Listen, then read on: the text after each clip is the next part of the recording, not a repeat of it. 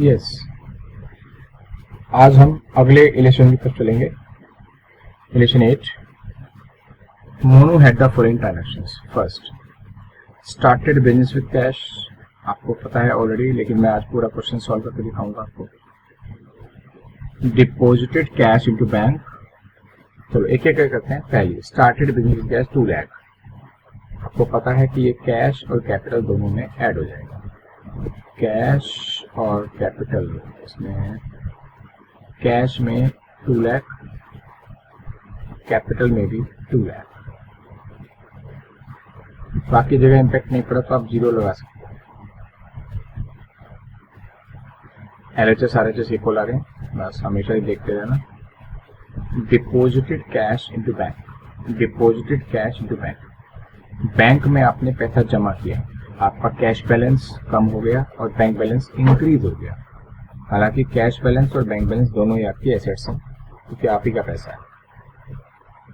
तो cash minus हो गया। कितना से आपने अकाउंट ओपन किया या बैंक में कितने जमा किए? 60,000। Cash minus 60,000 and bank balance plus 60,000। Next, third one, bot A machine by raising A bank loan. हमने मशीन खरीदी, हमारे पास मशीन आ गई, हमारे बिजनेस में मशीन आ गई। 50,000 की मशीन प्लस हो जाएगी, लेकिन हमने पैसा नहीं दिया, हमने बैंक लोन लेके पैसा दिया। इट मीन्स बैंक ने मेरे बैंक अकाउंट में पैसा डाला एज ए लोन, और वो पैसा मेरा मशीन में खर्च हो गया। तो अल्टीमेटली मेरे पास मशीन आई और मेरे ऊपर एक कर्जा आया। तो लायबिलिटी में बैंक लोन का कॉलम बनेगा, वहां पर 50,000 रुपीज ऐड होंगे। मशीन और बैंक लोन दोनों में ऐड होगा। मशीन का कॉलम ये रहा, और थर्ड ट्रांजेक्शन यही। और 50,000 की मशीन थी, 50,000 यहाँ ऐड हो गए, और 50,000 बैंक लोन में भी ऐड हो गए। बीच में न्यू इक्वेशन बनानी थी, मैंने नहीं बनाई, अब बना रहा हूँ। एक लाइन ड्रॉ करेंगे 2 इक्वेशन के बाद। हालांकि बुक्स में, बहुत सारी बुक्स में क्या होता है, एक पहली ट्रांजैक्शन के बाद ही टोटल कर देते हैं। उसका कोई लॉजिक पता नहीं क्या है। 2 होंगी चीज तभी टोटल हुआ कुछ। चलो कोई बात नहीं, मैं 2 के बाद कर रहा हूँ टोटल।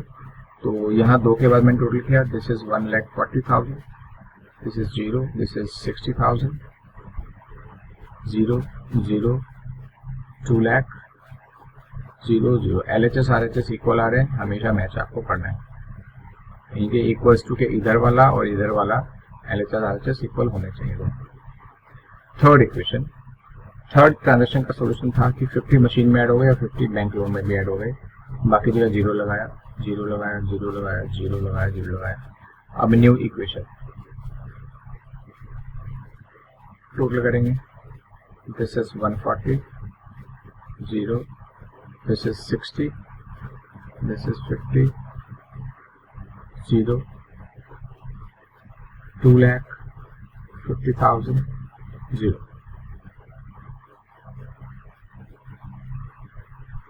फोर्थ ट्रांजेक्शन देखते हैं। Bought goods for cash 20,000 and on credit 40,000। हमारे स्टॉक में तो 60 प्लस हो गए ना। कैश हमारा 20 माइनस और क्रेडिटर्स 40 प्लस होंगे, कर्जा हमारे पर बढ़ा है। तो स्टॉक ये रहा, स्टॉक तो 60 का प्लस होगा। कैश माइनस हुआ 20, क्योंकि फॉर कैश हम 20 का परचेस कर रहे हैं और 40,000 रुपीज का उधार है, तो वो क्रेडिटर्स में ऐड होगा। हमारे ऊपर एक कर्जा बढ़ा है, बाकी जगह 0। New equation, this is 120, this is 60, 60, 50, 0, 2 lakh, this is 50,000, this is 40,000। LHS RHS हमेशा मैच करेंगे। At least in every new equation you should match LHS is equal to RHS or not. Now transaction number 5. Goods bought for cash. पूरी पढ़ो ढंग से। जो goods हमने cash में bot किया था, बाई किया था, ये वाला वो हमने अमित को बेचा 25 का। ये 20 वाला गुड्स हमने 25 का बेचा, 5 का प्रॉफिट हुआ। और एक बात हो रहेगी, सोल्ड टू अमित लिखा है, नाम आ गया, उधार बेचा है। डेटर्स ऐड होंगे, 25 के तो डेटर बन जाएंगे क्योंकि बेचा है उधार, और 20 का स्टॉक माइनस हो जाएगा और 5 का कैपिटल प्लस होगा।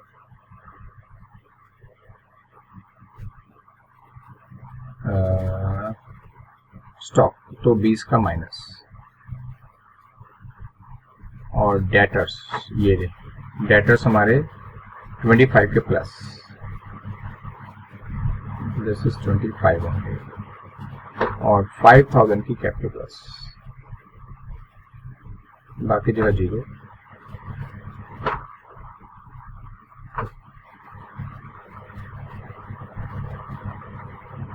इसको मैं सही कर दूं, गड़बड़ हो गया था।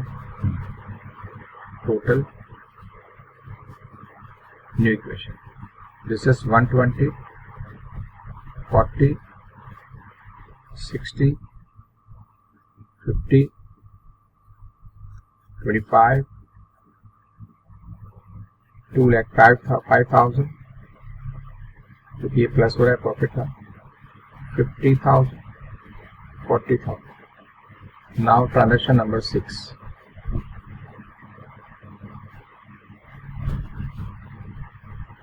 अमित को जो मैंने गुड्स बेचा था 25 में, उसमें से 5 वाला गुड्स उसने रिटर्न कर दिया। This is hilarious transaction. ये इतनी ईजी नहीं है जो आपको दिख रही है, ये मैं आपको समझा रहा हूँ। पहले यहाँ पर जो गुड्स मैंने अमित को 25 का बेचा था, यानी कि सेलिंग प्राइस उसका 25 था, ध्यान देना, उस गुड्स का मुझे कॉस्ट प्राइस कितना पड़ रहा था, 20,000। ये मैंने क्यों किया? क्योंकि जो गुड्स अमित मुझे वापस कर रहा है, जो गुड्स अमित मुझे वापस कर रहा है, रिटर्न कर रहा है, वो उसकी नजरों में 5 का है, क्योंकि मैंने 5 का बेचा था उसे, मेरा सेलिंग प्राइस 5 का था, पर वो गुड्स मुझे कम का पड़ रहा था क्योंकि मैंने 20 वाला गुड्स 25 का बेचा था। तो अगर वो 25 के 25 वाला गुड्स वापस कर देता तो मेरे लिए तो वो स्टॉक 20 का था ना। ऐसे अगर वो 5,000 की सेलिंग प्राइस वाला गुड्स वापस कर रहा है तो मेरी नजरों में वो गुड्स कुछ कम का होगा। वो कैसे निकलेगा? मैंने टोटल गुड्स का सेलिंग प्राइस ऊपर रखा, टोटल गुड्स का कॉस्ट प्राइस नीचे रखा। ऐसे अब मैं यहां पर रिटर्न गुड्स का सेलिंग प्राइस ऊपर रखूंगा, क्योंकि selling price of return goods,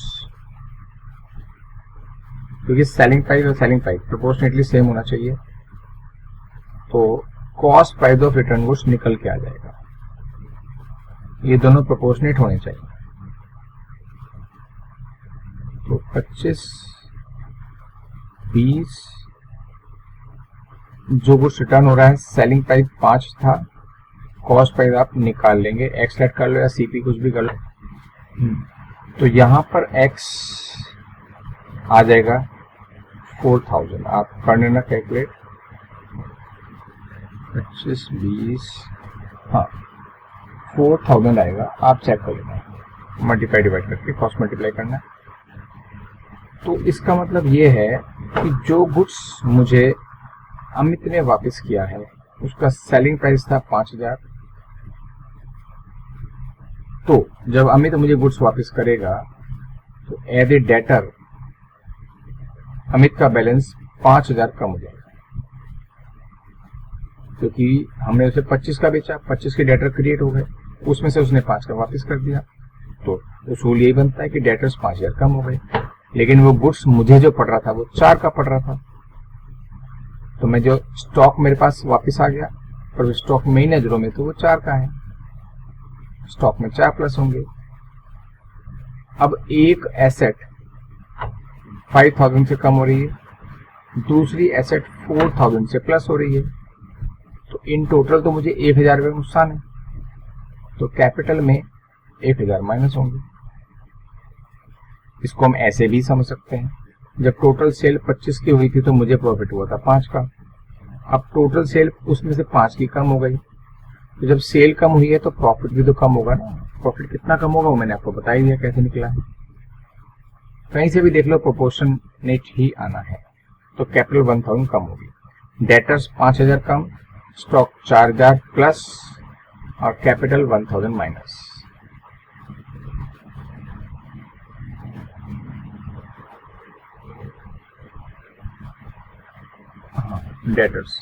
debtors मेरे 5000 से लेस हो जाएंगे, स्टॉक मेरा 4000 से ऐड हो जाएगा, मेरी कैपिटल जो है 1000 से कम हो जाएगी, बाकी जगह जीरो। टोटल करते हैं 120, लाइन तो आपको ड्रॉ करनी है। 40 प्लस 4, दिस इज 44, 60, 50, 20, 2,04,000, 50,000, 40,000। चेक करते हैं LHS RS, जल्दी से चेक करते हैं। 2 लाख, 250, 290, इधर का तो आ रहा है 294। अब मैं ऐसे साइकिल देखता हूँ 120 एंड 60, 180 एंड 20, 2 लाख, 250 एंड 44, 294। दोनों साइड का 294 आ गया। LHS RS इक्वल चल रही है, अभी तक हमारी कोई गड़बड़ हमें नहीं दिख रही है। Now come to 7th transaction, second last transaction है। Paid installment of bank loan, जो हमने बैंक से लोन लिया था 50,000 का मशीन खरीदने के लिए, उसमें से 20,000 रुपए की इंस्टॉलमेंट में पे कर रहा हूँ। अगर मैं इंस्टॉलमेंट पे कर रहा हूँ तो ये मान के चलना कि वो इंस्टॉलमेंट मेरे बैंक अकाउंट में से ही निकलती है, ठीक है। तो कहीं कहीं पर ये पढ़ाया जाता है कि हम कैश में दे रहे हैं बैंक को पैसा, कहीं कहीं में होता है कि वो बैंक से ऑटो, हमारे अकाउंट से ऑटो डेबिट हो जाता है, ऑटो डिडक्ट हो जाता है। तो यही रूल है वैसे, तो मैं इसको बैंक से लेके चल रहा हूँ। बैंक से माइनस होगा 20, बैंक लोन से भी माइनस होगा 20, क्योंकि बैंक लोन कम हो जाएगा, मेरे ऊपर कर्जा कम हो जाएगा। लेकिन साथ में एक बात और भी आई, मैंने उस 20,000 की इंस्टॉलमेंट के साथ 2,000 रुपए का इंटरेस्ट भी पे किया। मतलब टोटल EMI मैंने पे करी 22,000 की, मतलब टोटल इंस्टॉलमेंट मैंने पे करी, जिसमें 20 का लोन कम हो रहा है और 2,000 रुपए एक्स्ट्रा खर्चा है जो इंटरेस्ट का है। अब जो इंटरेस्ट का एक्स्ट्रा खर्चा होता है वो तो कैपिटल में से माइनस होता है, आपको पता ही है। ये सादे खर्चे, सिंपल खर्चे, कैश माइनस कैपिटल माइनस। लेकिन यहाँ इंटरेस्ट भी बैंक मेरे अकाउंट से ही निकालेगा, तो बैंक माइनस, तो बैंक यहाँ भी माइनस हो रहा है और बैंक यहाँ भी माइनस हो रहा है, तो बैंक तो पूरा 22 का माइनस होगा। बैंक कहाँ भाग गया, देखना चाहिए ना, ये रहा बैंक। बैंक पूरा 22 का माइनस होगा, बैंक बैलेंस कम हो गया। लेकिन अगर बैंक लोन जो है वो 20 कम होगा और 2,000 का खर्चा है, उससे मेरी कैपिटल कम होगी, जो इंटरेस्ट का खर्चा है। किसी चीज की डिटेल चाहिए होती है आप मुझे ईमेल कर सकते हैं, हर पेज के बॉटम में मेरा ईमेल एड्रेस है, ये आप नोट कर लो।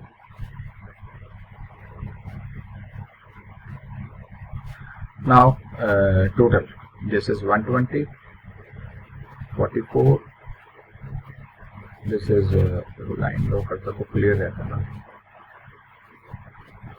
60 माइनस 22, दिस शुड बी 38, 50, यहाँ पे लाइन ड्रॉ करनी चाहिए, 20, 2,02,000, 70,000।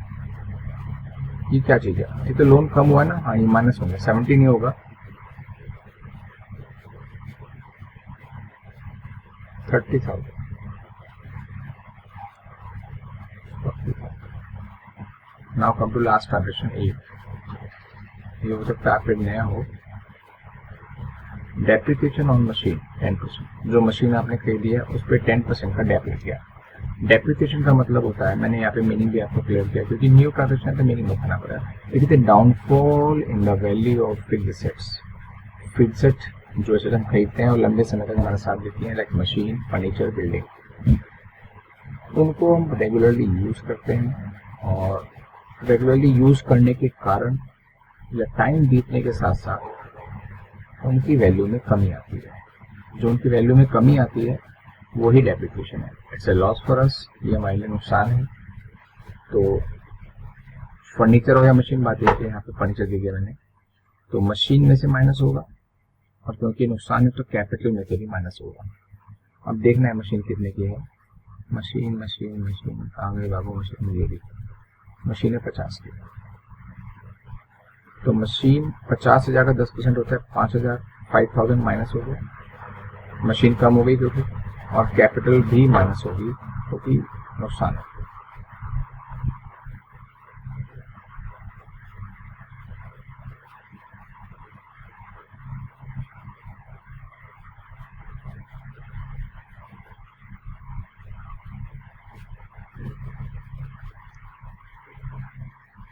$45,000, ये 20,000, ये should be 197। लास्ट इक्वेशन है ये 40,000। एलएचआरएस चेक कर लीजिएगा बस 70, दिस शुड बी 267। इधर का भी चेक कर लो।